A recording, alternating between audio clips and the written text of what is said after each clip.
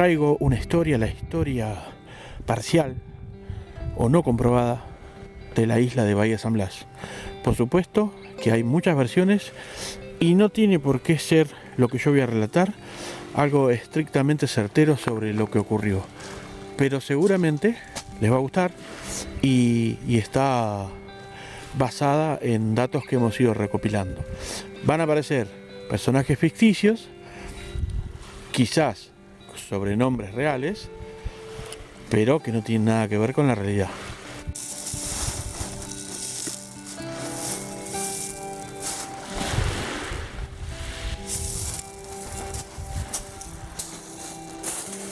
Como todos ustedes saben, en Bahía San Blas existe la historia, una historia no comprobada sobre un tesoro.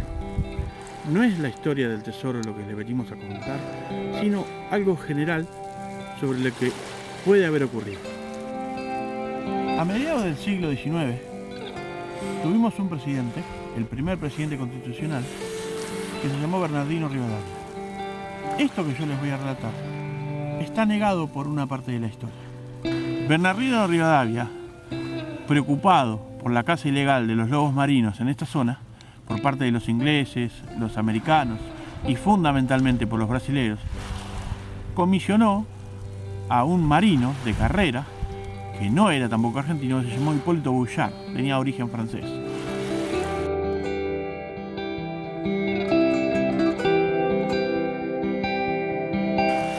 Hipólito Bouchard lo que hace es se radica en esta isla y contrata piratas. ¿Qué pasa? No eran piratas, porque eran corsarios. ¿Qué diferencia hay entre pirata y corsario? Que el pirata que trabaja al servicio del Estado se denomina corsario.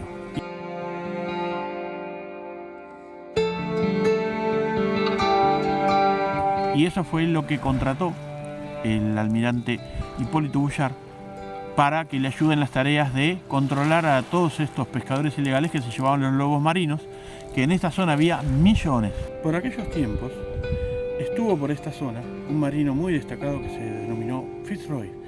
Fitzroy, en una excursión,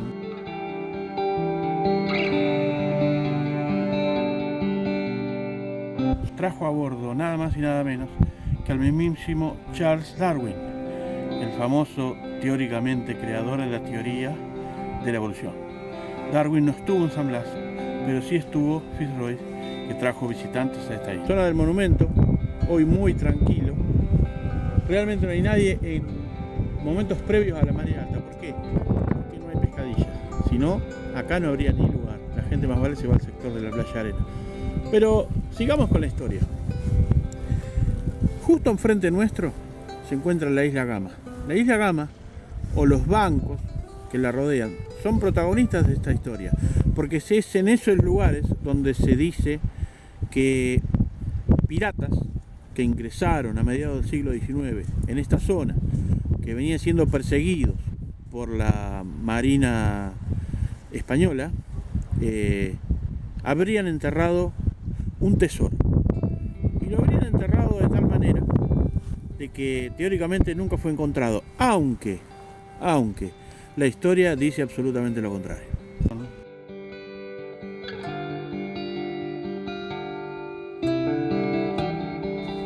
Pero para no hacer largo el relato de la primera parte de la historia, vamos a ir directamente a un personaje muy famoso que se llamó Edward Malal, o Eduardo Mulal, perdón.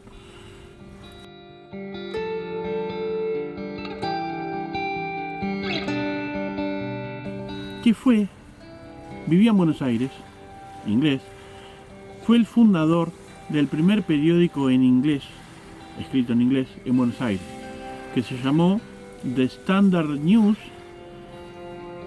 of River Plate, o River Plate, ¿no? River Plate, ¿se entiende? Ese periódico, por decir algo, fue el primer diario que reflejó e informó acerca de un partido de fútbol en lo que fue nuestra antigua Buenos Aires. Eduardo Mulal teóricamente sabía de esta historia del tesoro y compra 63.000 hectáreas en esta isla, lo cual, imagínense usted, ustedes que es gran parte de la isla.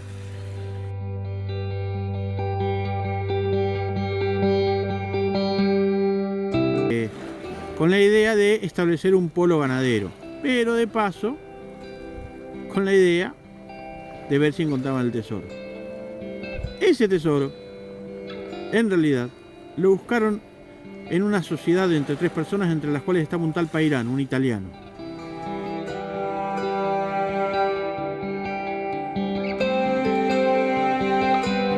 Ese italiano separaron en sectores y a Pairano le tocó la isla de enfrente.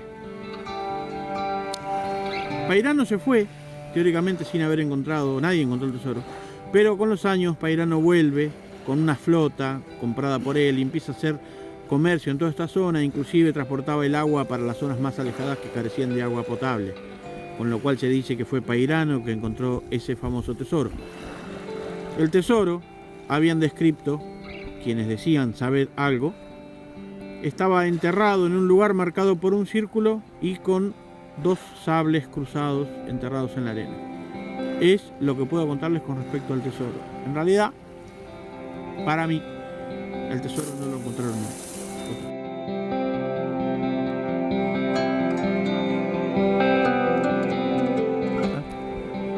Eduardo Mulal, como ven ustedes, es muy importante en esta historia, pero más importante todavía es su hijo Julio.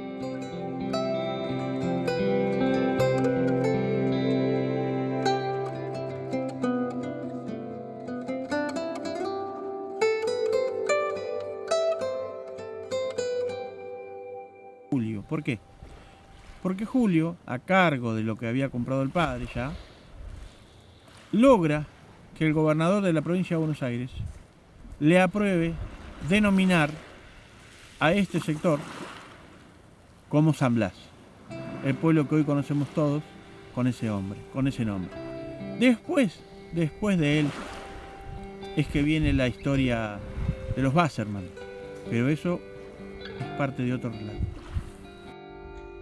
Un dato histórico y anecdótico a la vez es que el gobernador de la provincia de Buenos Aires, que autorizó la firma del decreto para que el pueblo Mulal pase a llamarse San Blas, se llamó Darío Irigoyen. El actor uruguayo Froilán Varela fue quien interpretó al cacique Santiago, que hacía de malo o jefe del malón que quería atacar la población de San Blas. Qué dato.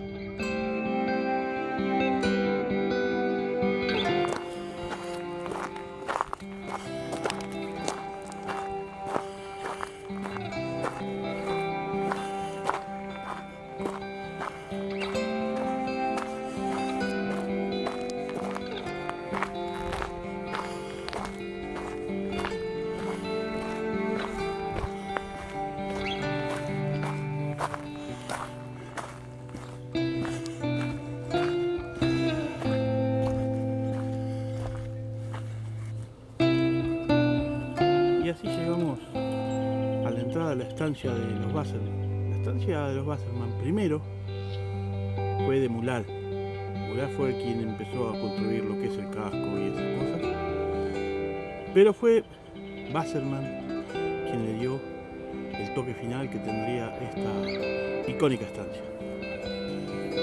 Como habíamos dicho al principio de este relato, don Mulal estaba ligado al negocio de los diarios, con lo cual era cliente del único y principal importador de papel que se llamó Bruno Wasserman. Bruno Wasserman llegó a un punto en el que Mulal le debía tanta plata que le dijo: bueno, me voy a tener que quedar con algo de tu propiedad, me gusta la isla que vos tenés.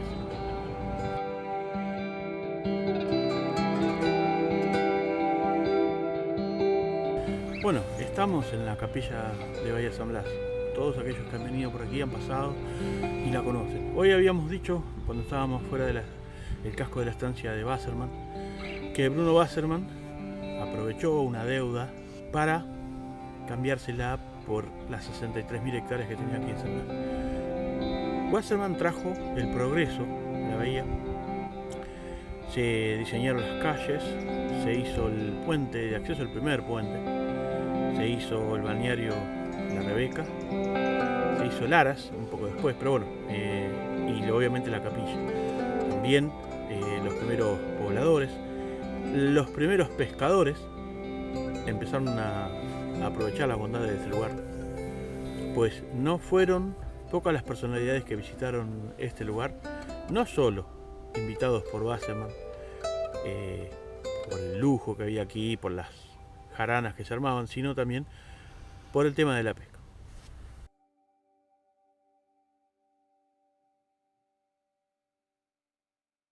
Bruno Wasserman tuvo varios hijos. Su esposa, Berta, lo acompañó, era su gran compañera, pero desgraciadamente dejó este mundo tempranamente. Eso motivó un encierro en sí mismo por parte de Bruno Wasserman y un estado de depresión. Sus hijos fueron los que siguieron con las actividades.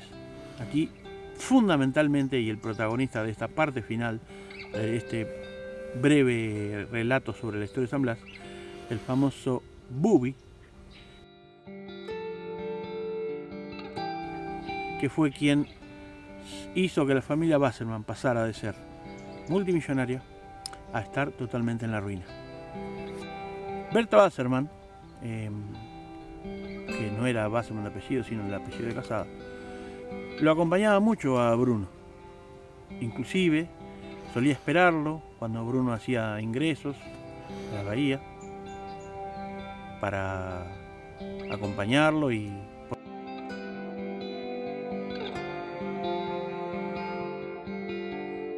porque sus hijos eran muy viajeros. Así que fue realmente su gran amor, y hoy día sus restos descansan en esta capilla que tenemos aquí detrás.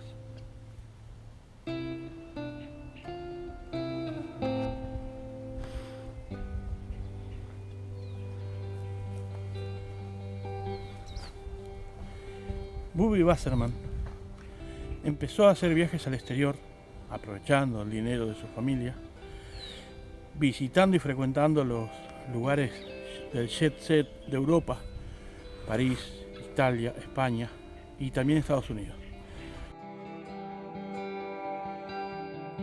En Estados Unidos hizo migas con importantes personajes de la farándula. Por eso fue que muchas de esas personas vinieron a visitarlo aquí, como Tyrone Power, Errol Flynn y otros importantes actores.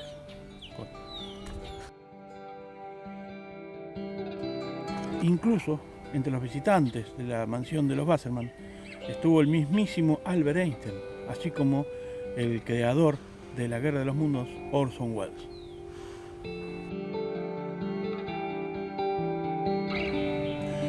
A Bubi Wasserman se le ocurrió hacer en esta isla una producción cinematográfica al mejor estilo de Hollywood. Para eso contrató a las estrellas como por ejemplo Fernando Lamas, Floirán Varela y a Elsa Connors como la dama estrella de la película.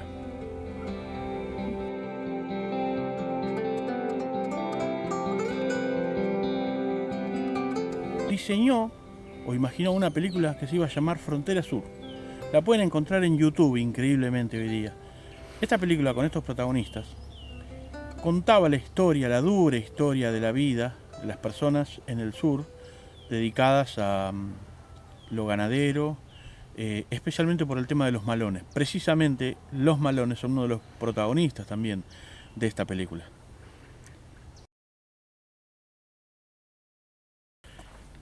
La película fue un auténtico fracaso. No solo porque la gente no la eligió, sino porque además tenía mala calidad. Si la ven, la película, se van a dar cuenta que de esa época hay muy buenas películas, muy buenas ediciones. Esta tenía muy mala calidad, debido quién sabe a quién, porque no creo que haya sido una cuestión de presupuesto. El tema es que la película fue casi el detonante para iniciar la ruina económica de los Wasserman. La ruina económica que había comenzado cuando Bruno Wasserman, antes de filmar esta película, decide irse de este mundo para irse con su amada esposa, y obviamente los negocios quedan en manos fundamentalmente de Bubi, que tenía una hermana y un hermano más. Así es que empieza a redondear un poco el final de esta historia, triste historia, pero que está marcada dentro de lo que es la opulencia, la ostentación y el mal manejo, aun cuando tengas todo el dinero del mundo. Entre las personalidades que vinieron también a conocer la bahía, teóricamente, estuvieron los expresidentes Arturo Frondizi y Guido.